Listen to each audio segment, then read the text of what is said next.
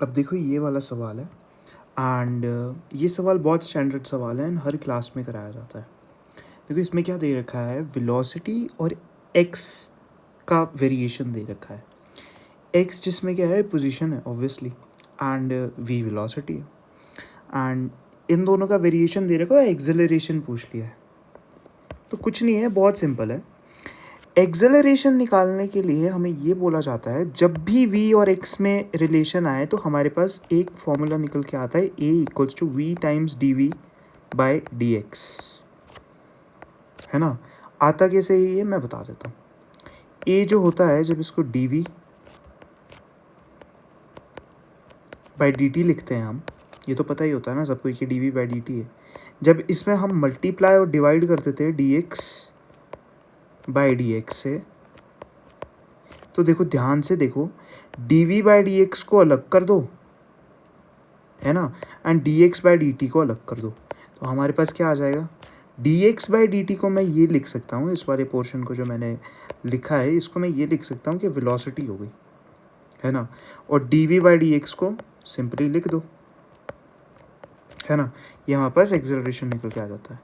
अब हमें एक्सेलरेशन पूछा है, कुछ नहीं है, v की वैल्यू डाल दो यहाँ पर और dv बाई dx की वैल्यू डाल दो। अगर मैं v को x के ही रिस्पेक्ट में डिफरेंशिएट कर दूं, मेरा काम बन गया।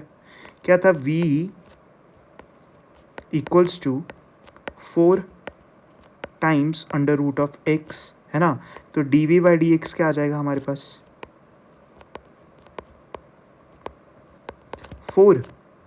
अब x 1/2 माइनस 1 अपॉन माइनस 1/2, है ना। 1/2 माइनस 1 करना था ना, तो सॉरी आगे आएगा, ये क्या कर दिया मैंने, इंटीग्रेशन का फॉर्मूला लगा दिया, सॉरी, ये माइनस हो गया एंड 1/2 बाहर आएगा, है ना। तो 4/2 टाइम्स ये 1/2 ही आ जाएगा, तो मतलब अंडर रूट एक्स नीचे को एंड 2 पर, तो ये हमारे पास dv बाई dx निकल के आ गया। क्या आ जाएगा, 2 times 1/√x।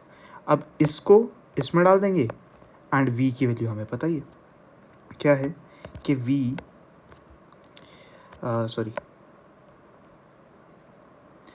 a equals to v की वैल्यू डाल दो यहाँ पे 4√x into d by d x, 2/√x, root of x गया and 8 metre per second square हमारे पास एक्सेलरेशन की वैल्यू आ गई, एंड आनी भी चाहिए थी। एंड इस चीज़ को याद रखना कि एक्सेलरेशन हमारे पास कांस्टेंट आएगा अगर वेलोसिटी रूट ऑफ x के साथ वेरीड है, ठीक है। मतलब अगर velocity directly proportional to root of x है तो हमारे पास एक्सेलरेशन कांस्टेंट आएगी, ये आगे पूछा जा सकता है। एंड सिमिलरली अगर वेलोसिटी ऑब्वियसली टाइम के साथ डायरेक्टली प्रोपोर्शनल है तो भी एक्सेलरेशन कांस्टेंट ही आएगी, ठीक है। ट्राई करना है इसको इस वाले फॉर्म में लाने की, है ना, एक ही चीज़ आती है।